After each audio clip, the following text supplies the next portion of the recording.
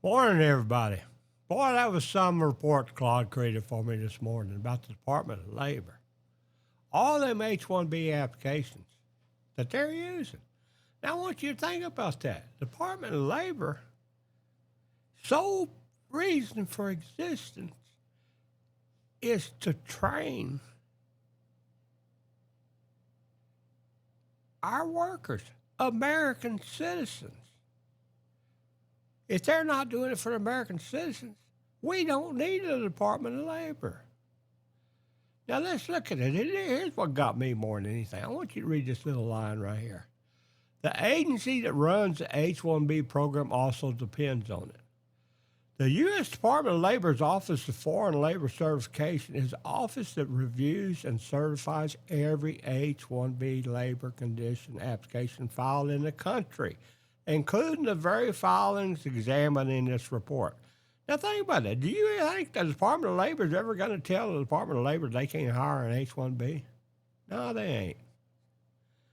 This is the craziest thing I ever heard of.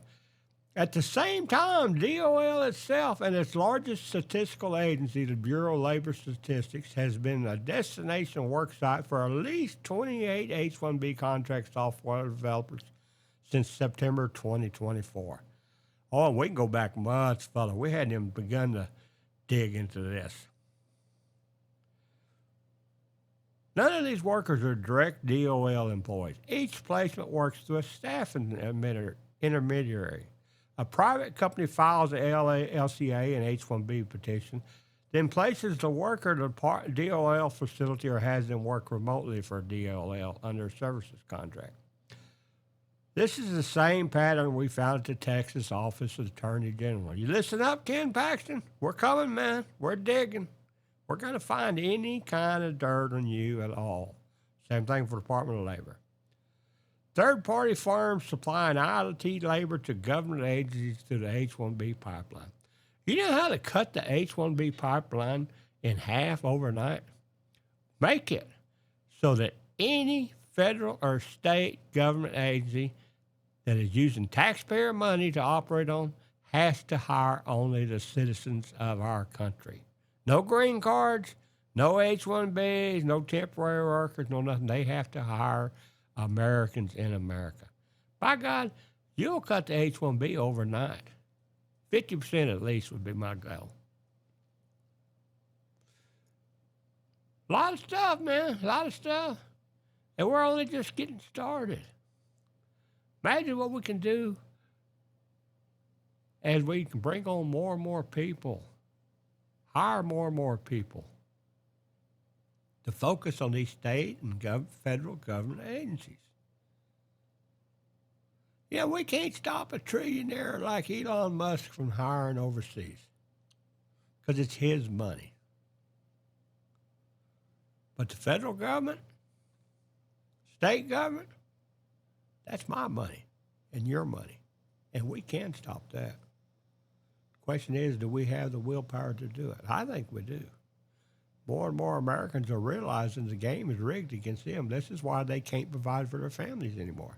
Oh, sure, you can get a convenience store job or a grocery store job or something like that. Minimum wage type job. Yeah, you can get them.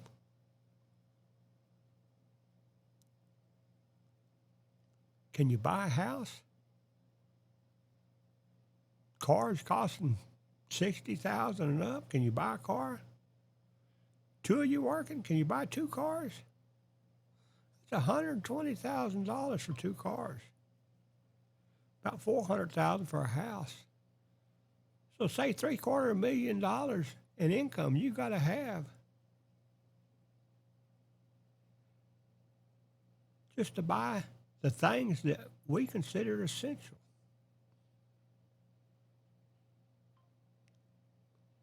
You need to think about this, folks. If we don't demand that our federal government and our state government use our taxpayer money to take care of our towns, communities, counties, states, and citizens,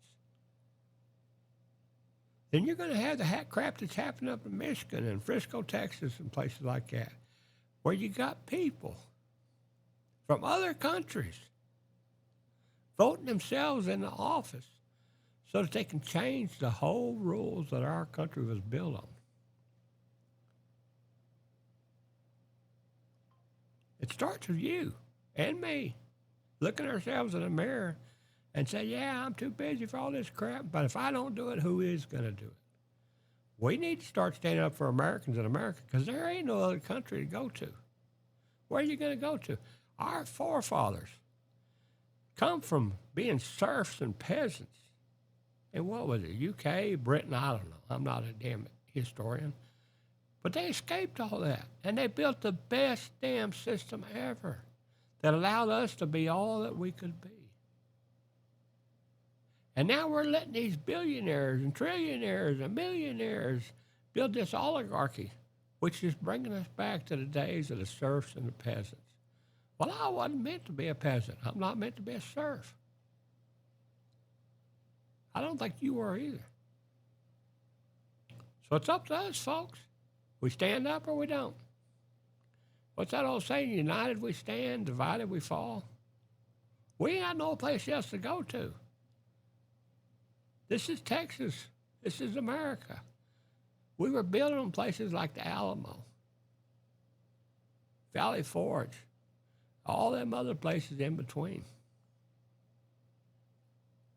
It's your choice. I've had my say on it.